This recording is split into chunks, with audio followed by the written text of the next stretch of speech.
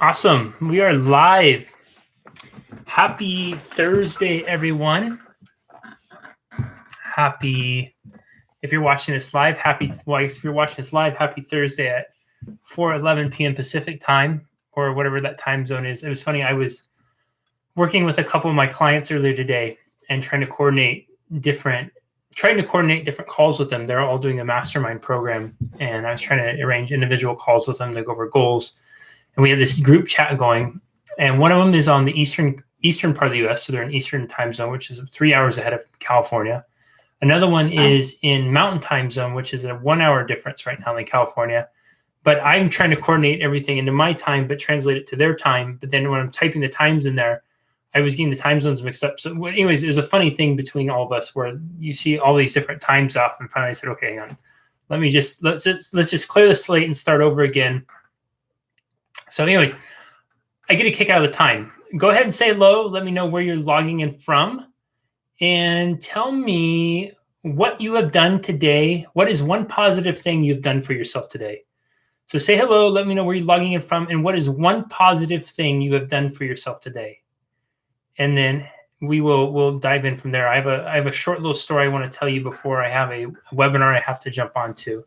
I see Lisa, Larry, Violet, Robin on here. Violet, it's like I'm seeing you all over the place here. Gina, hello. Larry, hey, Larry, how you doing? Hey, Jocelyn, good to see you on here. I owe you an email, which I will get to you within the next day or so. I just finally got done with the last 2 long days I was telling you about that were coming up, so I'll get you back. I'll get back to you. Ashley, hey, hello. Heather, yep. It's funny because some days I was also talking with another client in Australia, and then I had one in Europe, and it was one of those time zone days where I think I jumped 5 or 6 different time zones. And anyways, we're here now, and I know what time it is here. Hey, Arizona, start a new puzzle, Sandra did. Hello, Ohio. I was just talking to somebody in Ohio, Angela, not that long ago. Sarah and Sandra, I was just looking at plane tickets for Arizona. How funny. Good to see you all on here. Got tons of embroidery done. Awesome. Spent time reading, went on a walk, meditation with your husband. Fantastic. Good time. Wow, it's a great group on here. So I want to make sure I dive in. Thank you so much, everyone who's sharing, everybody who's just now logging in. Be sure to say hello and let me know where you are logging in from and what is one positive thing you've done today.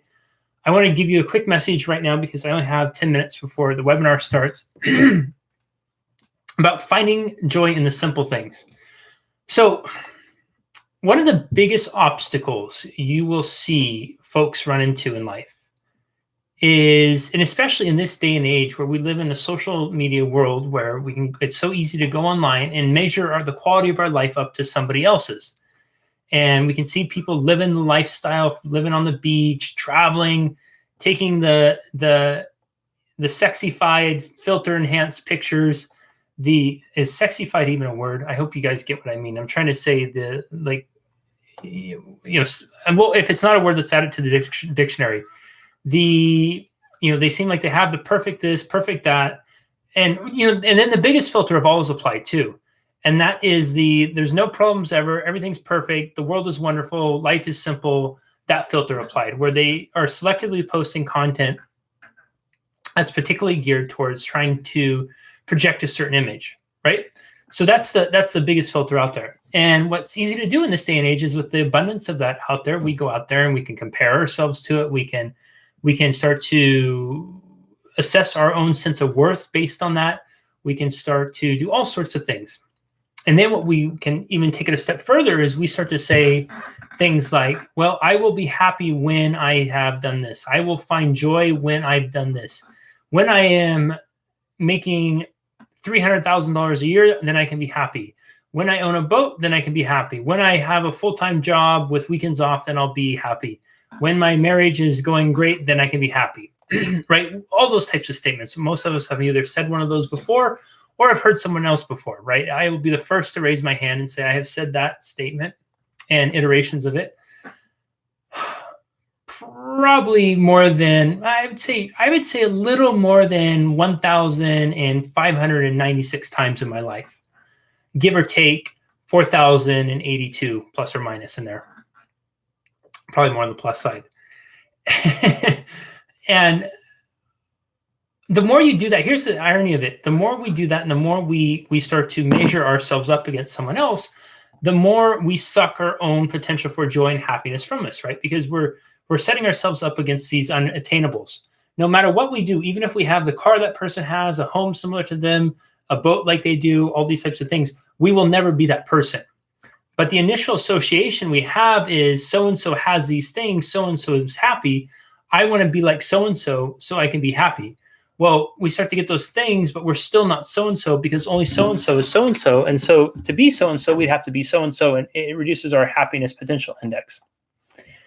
But here's what you can do. And this leads me to my story. I am a huge fan of finding joy in the simple things. I don't want my joy experience, my happiness index to be limited by the material things like the kind of house you live in, where I'm on vacation at, the car I drive, all those types of things. I want to have the ability, which I do and all of us do, is I want to be able to have the ability to find and experience joy whenever I want. So I can be joyous more often and spend the majority of my day-to-day life there. And I start to do this. I do this game I play with myself called, it's not really called anything. It's just trying to find the joy and stuff. So let me give you my story. I go to the gym extremely early. I get up usually around 3:30 in the morning. Every morning I get to the gym usually between 4 and 4:15 a.m. I say about that time because I get up and then I do what I call my geriatric warm up to get the back working and stuff. If I don't do it, then I'm in lots of pain afterwards. But if I do it, and my back's been doing pretty well, it's healing. It seems to be healing quite well, which, knock on wood, I'm super stoked about. Anyways, it's pitch black when I get there. And then I'm usually leaving the gym, sometime between 5:20 and 5:40, which it's still dark at that point. It's definitely dark right at this time. And I was walking out of the gym yesterday. And as I was walking out of the gym, the pavement looks extremely black, right? Because there's no light around it. The sun hasn't started to come up, so it looks extra black. And I look at this leaf as I'm passing it by, and the leaf had, in the darkness of the night, or the early morning rather, the leaf had almost this kind of, like a yellowish green hue to it.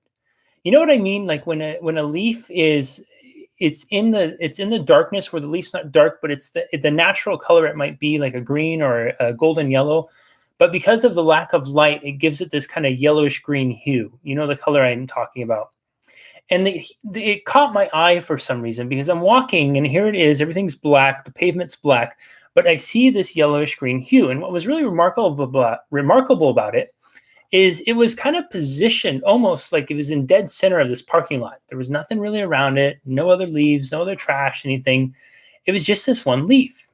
And it caught my eye as I'm walking because I could see it walking out in front of me. And I get closer and start to see the leaf.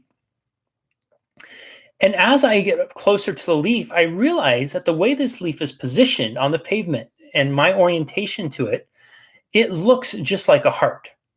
Honest to God, looked just like a heart. At least that was the perception I chose to see it as. And as I'm sitting here looking at this leaf, it's 5:30 in the morning, it's pitch black out. I'm thinking, what a beautiful thing to be able to experience right now. What a great symbol from whomever or whatever, to put this little piece of love right in front of me, this little piece of nature, this little piece of beauty to remind me that love is all around, that joy can be found anywhere. So of course I pull my phone out and I'm sitting there taking a photo of it, and I'll post a photo later. So if I don't, just somebody remind me to do it. And it's literally this perfectly centered, what looks like a heart-shaped leaf. And not only did that leaf remind me of two very important things. Number one, perspective is huge. We have one of the greatest tools we've ever been gifted with is the gift of perspective that lives in here.